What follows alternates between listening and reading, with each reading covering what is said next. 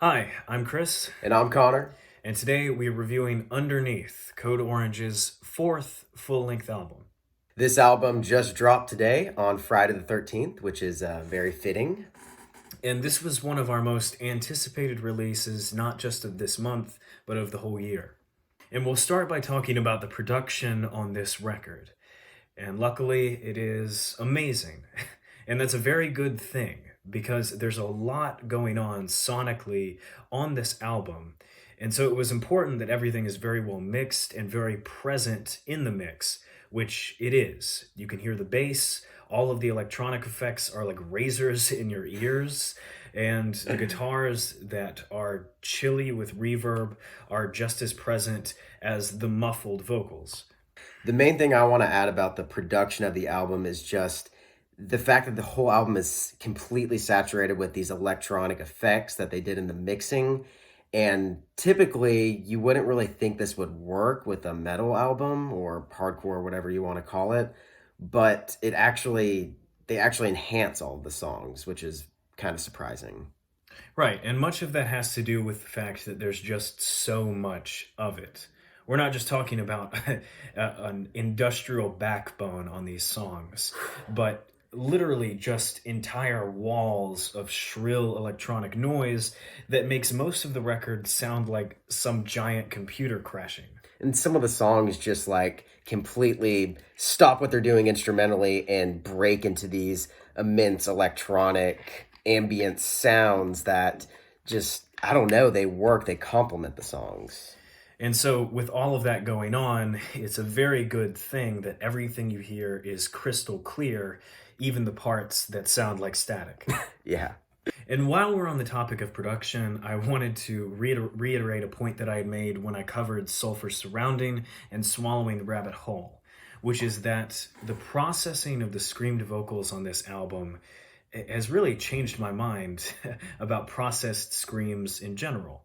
As I've said before, usually I'm opposed to it because I want to hear as raw a vocal as I can. For me personally, I think it conveys more emotion and more desperation.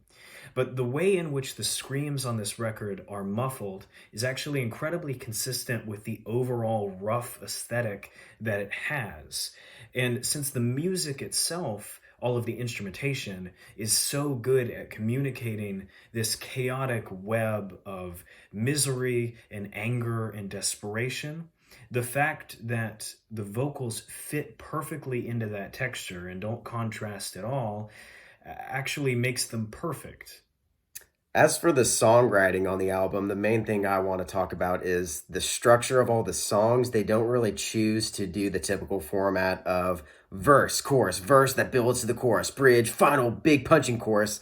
They make a lot of interesting choices where it just the bridge is unexpected and goes from an explosive song down into something, using those electronic elements and just calming everything down and then hitting you with another explosive chorus. They really play with the contrast between slowing the song down and just punching you in the face with it. Yeah.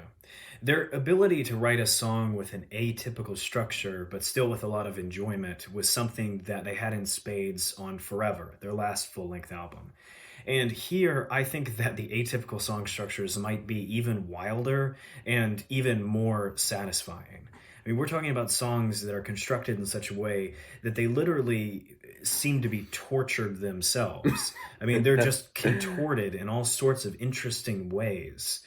And it refuses, for the most part, there are a couple of exceptions that have very standard song Yeah. structures, but for the most part, the songs refuse to conform to at least my expectations when listening to them.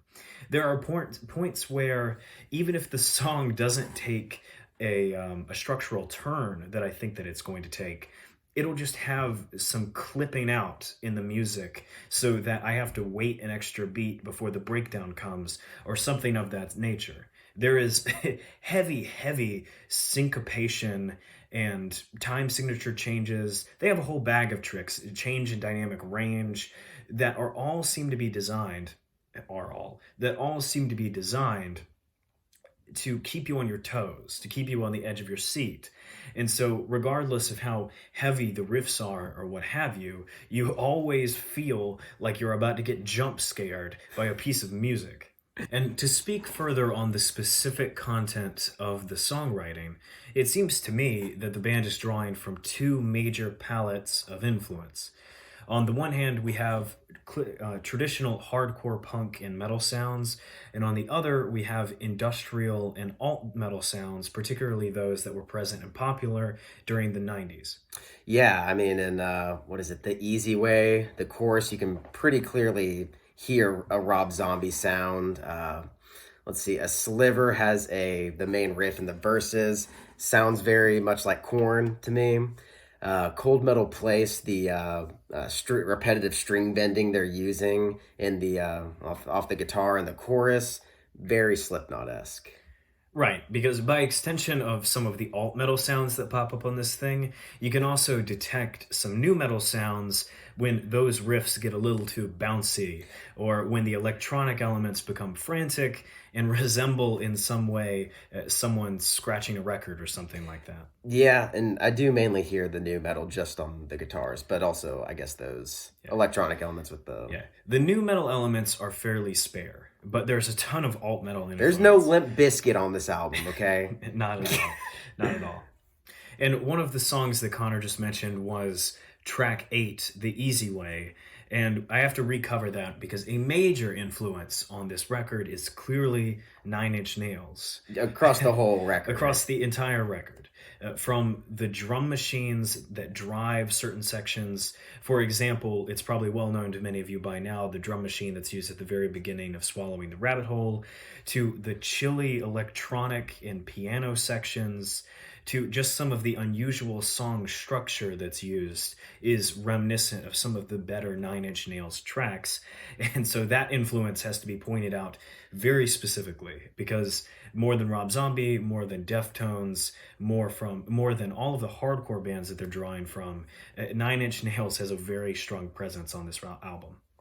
But credit also has to be given to the songs on this record that mostly drop all of those alt metal influences and just go for a straight hardcore / incredibly filthy metalcore sound. Yeah, don't get us wrong. This is not some Nine Inch Nails, just all industrial, weird electronic stuff. No, it's very heavy, very hardcore at times. There's a lot of variants, and two songs in particular, being You and You Alone and Erasure Scan, Oh, are absolutely terrifying in the best way. like Erasure Scam when we first sat down and listened to it, the second we press play, it just assaults you. It goes right into a no build, just absolute madness right off the bat.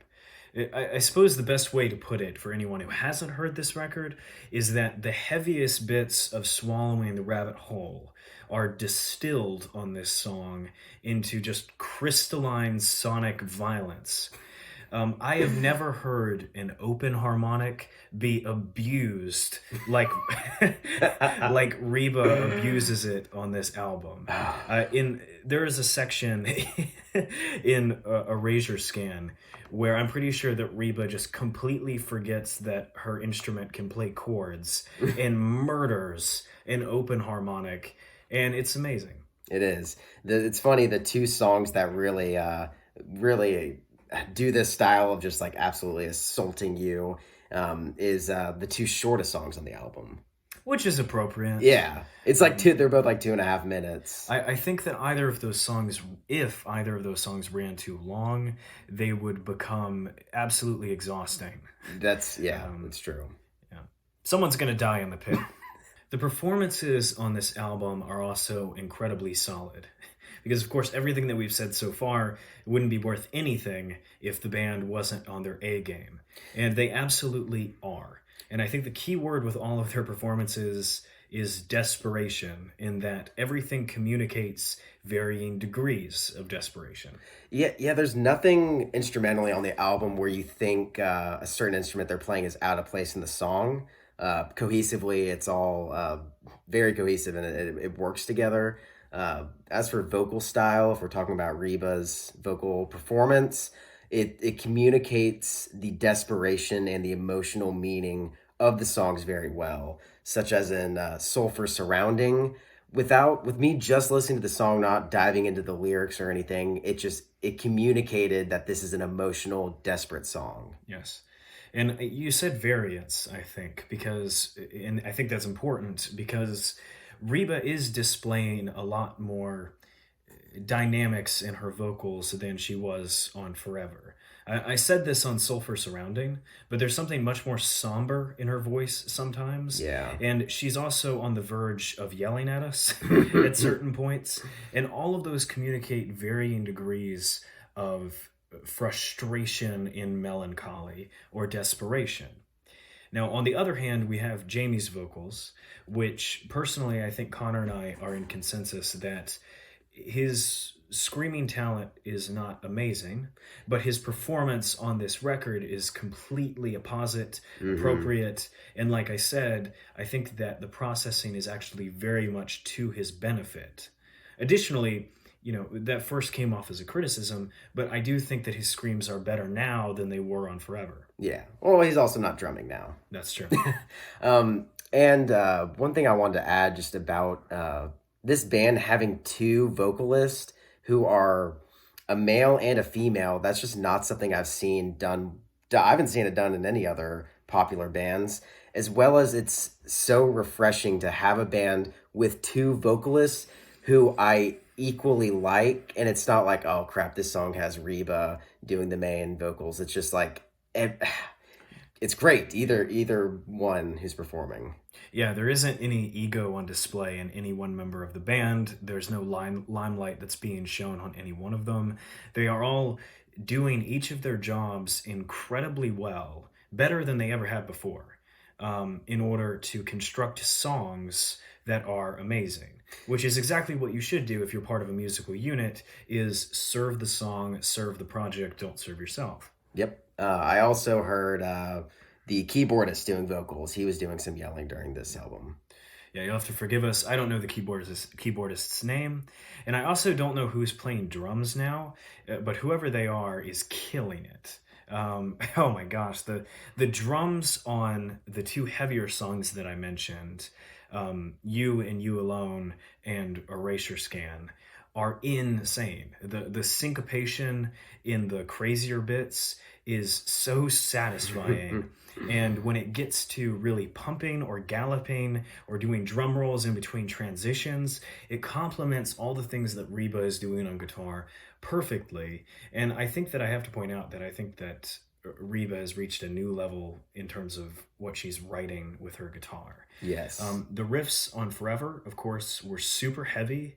They were super chunky, and the same is true here. But there is a lot more variance in the way that she's playing her instrument, and I think that the riffs that she's coming up here are much more creative and much more satisfying than any that she's come out with previously.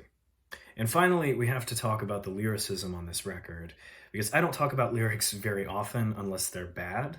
But I think that in a lot of cases on this album, the lyricism is actually very good. In fact, actually sort of poetic. They're very metaphorical, and they do tell a pretty much cohesive story. From Swallowing the Rabbit Whole, you can kind of pick up that they are drawing influence from Alice in Wonderland, or not influence, referencing Alice in Wonderland, Yeah. but more like Alice in Wonderland in hell. Yeah, that's exactly right. And the so Connor was talking about the metaphors. It's important to point out that the metaphors on this record are not cliched in the slightest, unless you take issue with them referencing Alice in Wonderland, which Yeah, of course has been referenced a lot. yeah, For example, there was one metaphor that we talked about earlier about using marigold to extract fluoride from water, yeah. which is an extremely obscure metaphor. But it works in the context of the song, and a lot of these songs, the theme they're kind of playing with is a captor and a captive relationship. Yes, and as evidenced by Swallowing the Rabbit Whole and Underneath, two of the singles, it seems that this dynamic is being used as a sort of metaphor for a much grander sort of mutual parasitism, probably on the societal level. Yeah, it's funny. So underneath is the last track where they're a little bit more explicit with what their metaphor means from the whole album. Yeah.